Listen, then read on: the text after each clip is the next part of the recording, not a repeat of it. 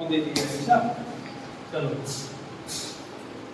सबसे पहले हम क्या करेंगे, स्टार्ट क्या करेंगे, गणित ना, मैथ स्टार्ट करेंगे। तो सबसे पहली बात, मैथ सीखना बहुत आसान है, क्या है, लेकिन उसमें सबसे ज्यादा जो जरूरी है वो है कैलकुलेशन। क्या है, मैथ अगर आपको समझना है, मैथ लगानी है, दुनिया का कोई भी क्वेश्चन सॉल्व करना है, किसी भी चैप्टर का हो, गणित का, तो आपके पास दो चीजें होनी चाहिए। गणित में आपको दो चीजें आपके पास होनी चाहिए दिमाग में। एक होनी चाहिए गणना, जिसको अंग्रेजी बोलते हैं कैलकुलेशन। क्या बोलते हैं, सुने, और एक आपकी होती है समझ। क्या होती है, समझ, सुने। और दूसरी चीज, इन दोनों को आप संपूर्ण रूप से तभी सीख पाओगे जब आप में निरंतरता होगी। क्या होगी, निरंतरता। समझ निरंतर, कॉन्टिन्यूटी।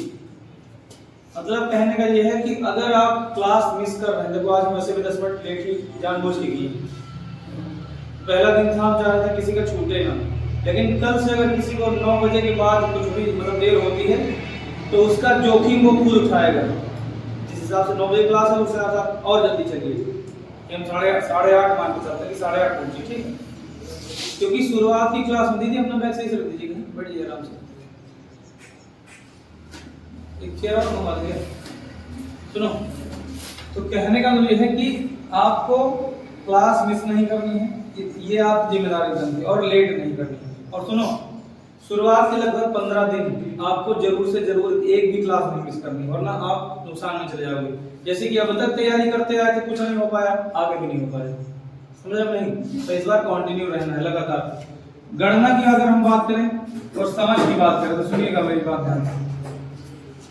अगर आपकी समझ बहुत अच्छी है, क्या है, समझ बहुत अच्छी है, और आपको गणना नहीं आती, आपको कैलकुलेशन नहीं आती है, तो आप समझ लेकर अपने पास बैठे रहोगे, कुछ कर नहीं पाओगे। क्वेश्चन समझ भी लोगे लेकिन सॉल्व नहीं कर पाओगे, मैं पहले बता दूं, समझ रहे नहीं। लेकिन अगर आपकी कैलकुलेशन अच्छी है, क्या, गणना अच्छी है आपकी, आप कैलकुलेशन कर लेते हैं ढंग से, तो आपको सीखना क्या है, सबसे पहले मतलब गणना हम सीख लेंगे तो बचा क्या हमारे पास, समझ। गणना हमको आती है, कोई भी क्वेश्चन मिलेगा, समझ गए तो कैलकुलेशन कर ही लेंगे, ठीक, समझ रहे हैं। तो अभी क्या करना है, सबसे ज्यादा जरूरी है, बताओ इसमें कितने लोग स्क्वायर और क्यूब जानते हैं? 29 का स्क्वायर क्या होता है, क्या नहीं है ना, आप लोग को याद है? 28 का स्क्वायर 784, ठीक। 23 का स्क्वायर 24 का स्क्वायर 23 का 529, 24 का 500, 26 का नहीं पता, 19 का 361, 17 का 289, 15 का 225। दीदी आपका क्या नाम है? मैथ पढ़े हो? नहीं पढ़े, बायो। तो बायो में केमिस्ट्री और फिजिक्स में मैथ नहीं थी, ठीक, तो उसमें भी तो इलेक्ट्रॉन, प्रोटॉन, इन सब के बारे में हम लोग गणना करते हैं, उसमें कौन सी बड़ी बात। चलिए, जोड़ घटाव आता होगा, आता है ना, बताओ जरा इसका आंसर कितना है। देखो अपने टाइम में बोलो, जब पूछा जाएगा आप बताओ। 12। और किसने बोला था इससे पहले आंसर? आप क्या बोला था आंसर? माइनस। और कोई आंसर बताना चाहेगा? -2।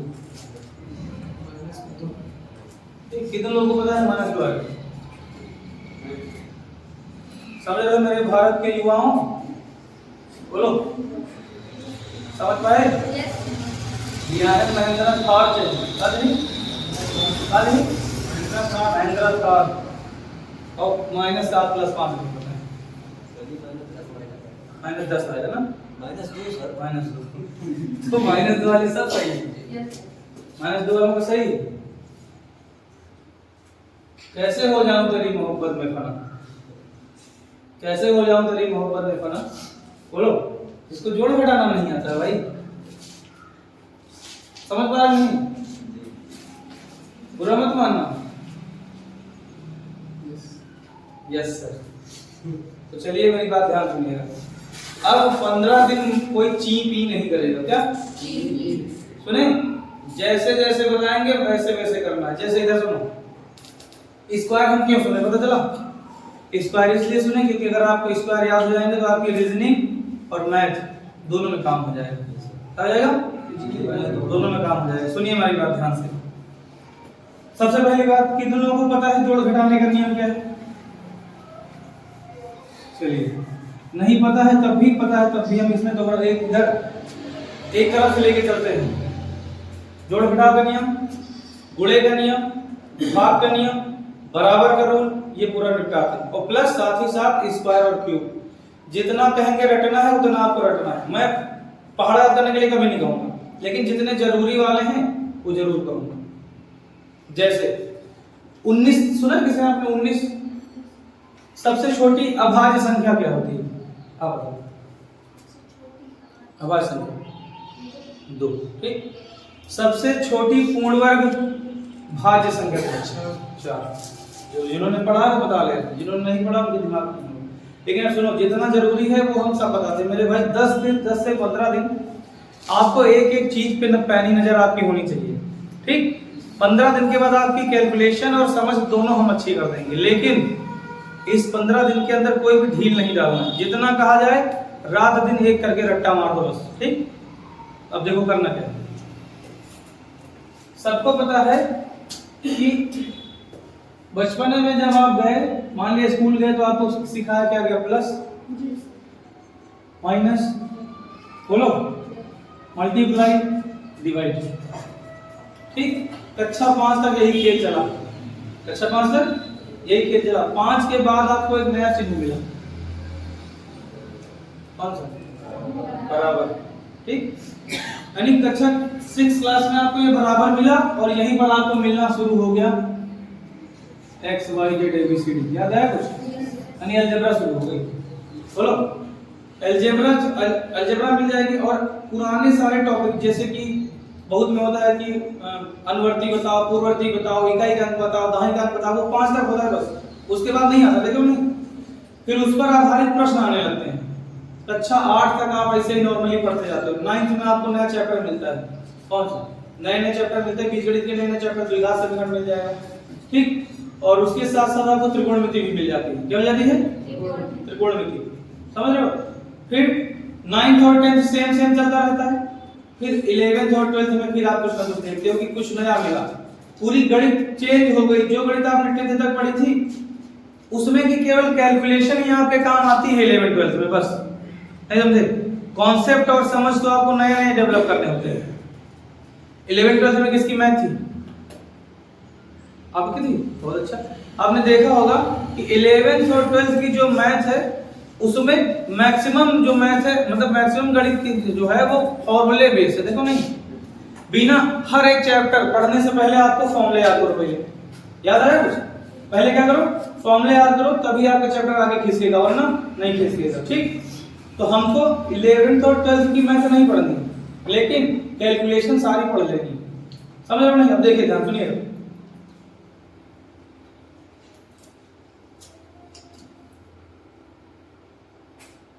के मैथ वाले हाथ ऊपर करें। पहले इन्हीं पर गाज गिरे। क्योंकि पता है काहे करना है पता है? क्योंकि जो लोग नहीं पढ़े हैं उनका तो पता है, ठीक है भैया नहीं पढ़े वही काम। लेकिन जो पढ़े हैं वो कही हैं कि हमका आवत है, हमका आवत है, तो पहले उनका हम याद दिलाते हैं कि तुमका का आवत है। उनका नहीं आवत है ना।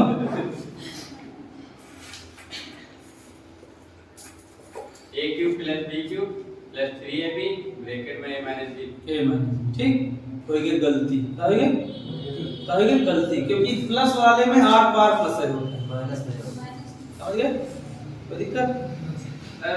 टेस्ट वाला पेपर जब आप करो घुमा या टिक यहां सही देख रहे हो तो हमको पता है। ठीक। प्लस वाले में सब में पूरे क्या होता है? प्लस होता है। माइनस वाले में पूरे में माइनस होता है। इस वाले में होल क्यूब वाले। अच्छा, ये सब हम ये सब रटाएंगे नहीं, ये सब प्रूव कर रहे हैं। आपको बता देंगे कैसे सिद्ध करा जाए, कैसे बनाया जाए इसका फॉर्मूला। ठीक।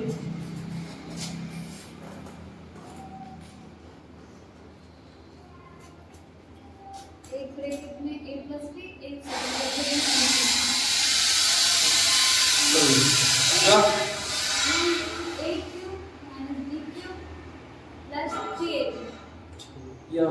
ठीक, क्या है? तुम जो बता रही हो सही एक को नहीं, तुम्हारे दिमाग में ये वाला है। हमने दोनों में क्यूब लगा दिया। जो पहले बताए थे एक ब्रैकेट में a प्लस बी एक ब्रैकेट में a माइनस बी, वो इसका हो है a square minus B square. ठीक, चलो काम खत्म। अब ध्यान सुनो, देखो पहले से पढ़ जरूर रखा है आप, सबने पढ़ रखा है, लेकिन वो सीक्वेंस से नहीं है। क्या है पर वो क्रम से नहीं लगा हुआ है। हमारा ज्ञान क्या है? क्रम से नहीं लगा हुआ है, इसलिए कभी सही हो जाता है, कभी गलत हो जाता है। ठीक, अब सुनिएगा ध्यान से। मिटाएं, शुरू करें? चलिए अब बिस्मिल्लाह करने जा रहे हैं। हेलो दीदी, हेलो।